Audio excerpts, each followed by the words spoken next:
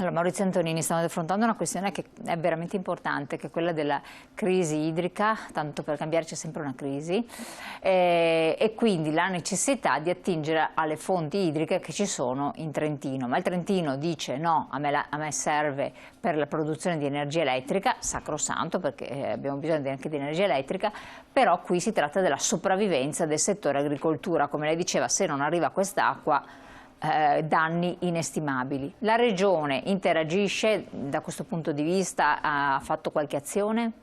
Sì, guardi, la Regione si è messa in prima fila per superare a queste grosse difficoltà. Chiaramente con l'unica linea che può farlo è quindi l'interlocuzione con il Ministro.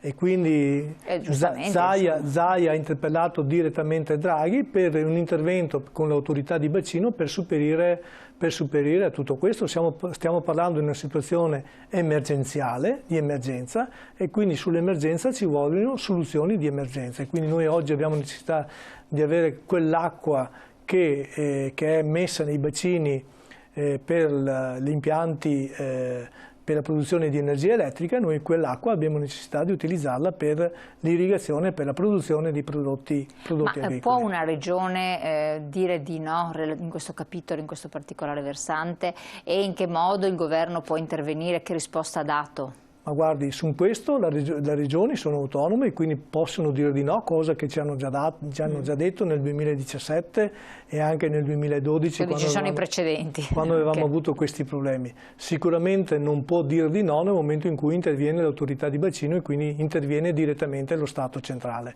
E quindi è per questo che chiediamo con molta determinazione l'intervento dello Stato per superare questo problema, insomma, sostanzialmente. Che poi vede, oggi abbiamo questo problema dell'utilizzo dell'acqua, però noi abbiamo necessità anche oggi di fare mini o piccoli invasi per trattenere l'acqua quando ce n'è, e quindi anche in questo caso i piccoli invasi che noi dobbiamo fare, sicuramente li dobbiamo fare dove che oggi c'è l'acqua, e quindi sicuramente nelle aree montane e quindi anche nel Trentino, sicuramente anche nelle aree di pianura. Abbiamo necessità di fare grossi investimenti sempre con i consorzi di bonifica per l'utilizzazione e la costruzione di piccoli invasi per trattenere l'acqua quando ce n'è e rilasciarla nel momento in cui oggi ci serve. Quindi anche questo aspetto è un aspetto importante, quindi sia l'aspetto di nuove tecnologie, nuove tecniche per l'irrigazione, impianti pluriirrigui, oltre al fatto che oggi abbiamo necessità di fare grossi investimenti per piccoli invasi, la costituzione di piccoli invasi per trattenere l'acqua nel momento in cui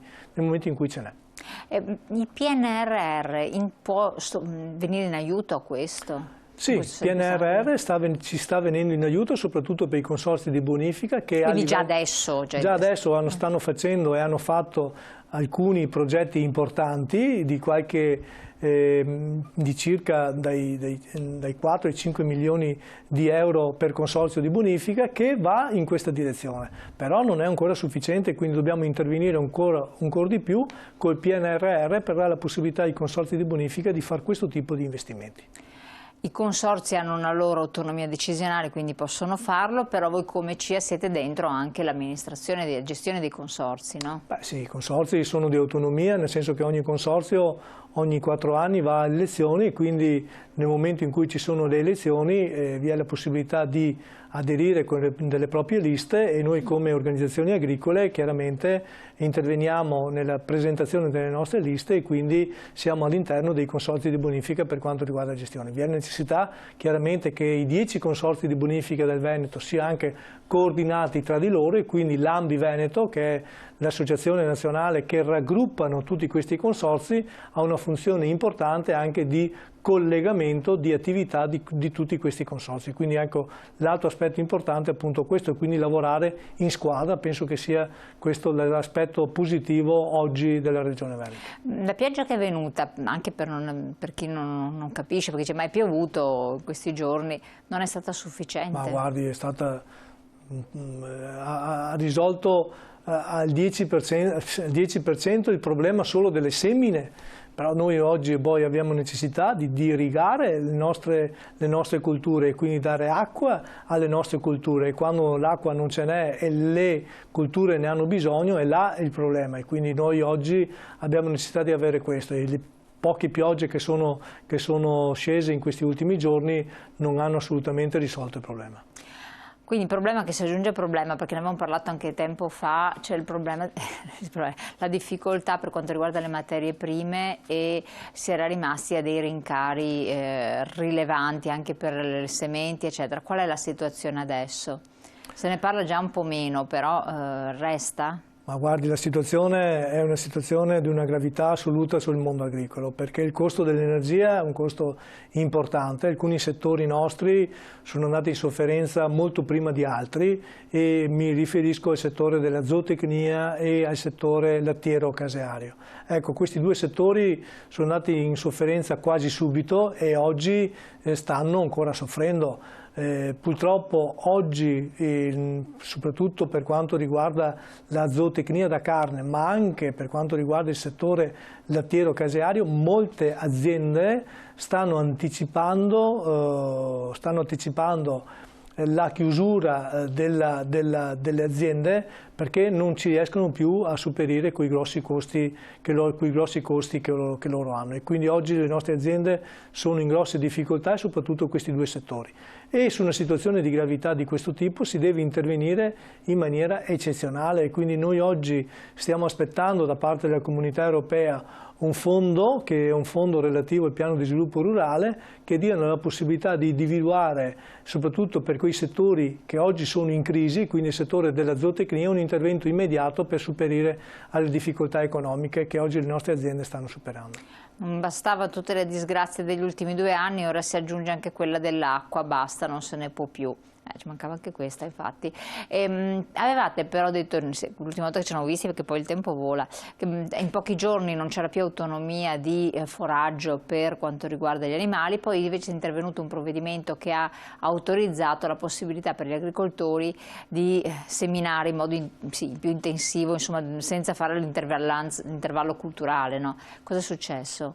Sì, proprio quello che sta dicendo lei, cioè noi oggi avevamo un regolamento comunitario che alle aziende che superavano i 10 ettari davano l'obbligo del 10% della superficie a set aside e quindi a riposo. Questa norma oggi non c'è più, e quindi le aziende, soprattutto le aziende quelle più importanti, che hanno ettari importanti, hanno la possibilità di seminare in più rispetto alla superficie che aveva prima. Ecco. Però il problema che oggi noi abbiamo, soprattutto le nostre aziende, soprattutto per quanto riguarda le aziende zootecniche, è il costo dei mangimi, è il costo delle materie prime, è il costo dell'energia, è il costo del gasolio. Ecco, sono questi i costi importanti che le nostre aziende oggi devono superare. Quindi il prodotto costa di più a questo punto? Il prodotto sì, guardi, il prodotto costa di più. Se noi poi andiamo nel supermercato vediamo che i costi, l'inflazione è del 6%, anche se viene percepita anche dei aumenti del 10-15% del costo finale, però le assicuro che per quanto riguarda gli agricoltori non c'è stato nessun tipo di aumento per quanto riguarda il valore del loro prodotto alla vendita. Quindi anche su questo dobbiamo sicuramente riflettere su queste benedette filiere, e quindi cercare all'interno di queste filiere di dare soluzioni concrete alle nostre aziende, per dare la possibilità di percepire quel centesimo in più alle nostre aziende, che sono quelli che oggi superiscono maggior parte dei costi complessivi. Da agricoltore e allevatore, scrive un nostro telespettatore, se non riusciamo a coltivare il problema, a risolvere il problema, non sarà più quella di pagare il mais a 440 euro tonnellate, ma di fermare gli allevamenti, perché non avremo da mangiare per gli animali. Quindi questo è un problema, 440 euro a tonnellata. Questo è un grosso, ci siamo accorti oggi che le materie prime sono materie importanti per quanto riguarda l'agricoltura, e quindi ha ragione il nostro telespettatore quando pone questo problema.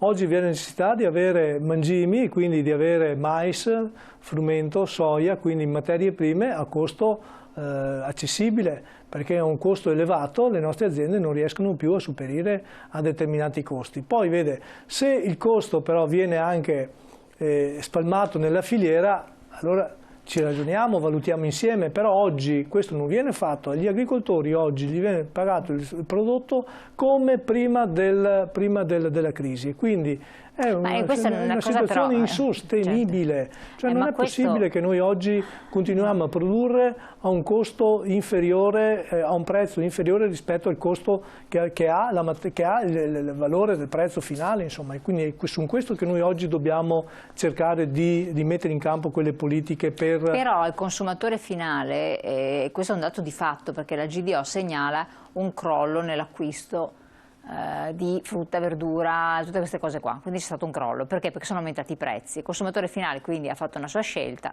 messo una croce e consuma nettamente meno questi prodotti, perché sono aumentati considerevolmente. E allora, sì, ma guardi, è aumentato il sì, ma sulla filiera non è che sia aumentato l'agricoltore, se prima percepiva 10 adesso ne percepisce 12 o 13 perché è aumentato il valore del suo prodotto. All'agricoltore gli viene sempre riconosciuto lo stesso importo e questo è il punto. Sì, certo, poi c'è il trasporto, c'è l'imballaggio, ci sono cioè i costi di produzione relativi alla plastica e quant'altro, cioè voglio dire, sono tutti questi costi che poi hanno sicuramente aumentato, però per l'agricoltore che comunque ha avuto un costo di produzione aumentato, non gli viene riconosciuto questo e quindi è su questo il punto che noi oggi cerchiamo di trovare delle soluzioni, cercare di trovare delle risposte concrete per i nostri agricoltori. E quindi su questo bisogna assolutamente trovare una possibile soluzione senza che però il prezzo aumenti ulteriormente, ma nella filiera qualcuno rinunci a un maggior ricavo. Questo è un po' il discorso, sì. Perché altrimenti se si aumentano ancora i prezzi alla fine al consumatore ci troviamo che la merce resta lì, che tra l'altro è merce deperibile se non erro. Certo, assolutamente sì, però i nostri agricoltori, ritorno a dire che noi non ci sono stati aumenti considerevoli rispetto al valore che prima gli veniva dato. E torno sempre su questo discorso perché riceviamo sempre mail, veramente qua ne riceviamo tante, di telespettatori che dicono noi andiamo alla fonte, andiamo direttamente in stalla anziché dove si vendono, nei punti diretti di vendita e non troviamo prezzi così convenienti, ma sono alla fine tali e quali quelli della GDO, quando c'è la presa diretta. Questo è un po' un problema perché ci ho provato anch'io tra l'altro, sono andato a prendere delle uova direttamente, ma caspita, cioè sembrava oro, erano davanti alle galline, bellissimo, ma costavano quasi il doppio invece di quelle normali da GDO. Sì, guardi, su questo dobbiamo migliorare e soprattutto devono migliorare anche i nostri agricoltori. Devono capire che nel momento in cui c'è la vendita diretta c'è meno passaggi all'interno della filiera e quindi devono migliorare la propria cultura nella vendita dei propri prodotti. Su questo ci stiamo lavorando anche con determinate iniziative che stiamo facendo con le nostre aziende agricole per far capire loro l'importanza della vendita diretta, l'importanza che c'è tra la vendita del prodotto dalla terra direttamente alla tavola dei nostri consumatori. Sicuramente facendo questo c'è anche una riduzione per quanto riguarda i costi della filiera e quindi su questo oggi dobbiamo lavorare tutti quanti perché questo sia più conveniente. Assolutamente, anche proprio perché altrimenti le persone non hanno più anche un minimo di convenienza che è doveroso garantirlo, quindi c'è senza dubbio la salubrità, tutto quello che si vuole, però bisogna che questa cosa sia mantenuta e anche l'onestà, la trasparenza, ecco, si parla di trasparenza. Sì, ma guardi, le assicuro che il 90% delle nostre aziende adottano questi sistemi, tant'è che i nostri mercati sempre di più ci vengono richiesti e sempre di più le nostre aziende hanno grosse soddisfazioni di questo. Chiaramente poi su tutto il sistema diciamo della vendita diretta ci possono essere anche situazioni non chiare, ecco, su questo dobbiamo intervenire, dobbiamo essere chiari con i nostri consumatori. Allora, parliamo anche dopo, ci siamo avvicinati alla trasparenza, chiarezza, legalità, parleremo anche di problemi di legalità in agricoltura, del fenomeno del caporalato, delle agromafie ed è un problema reale e diffuso sul territorio, dopo la pubblicità.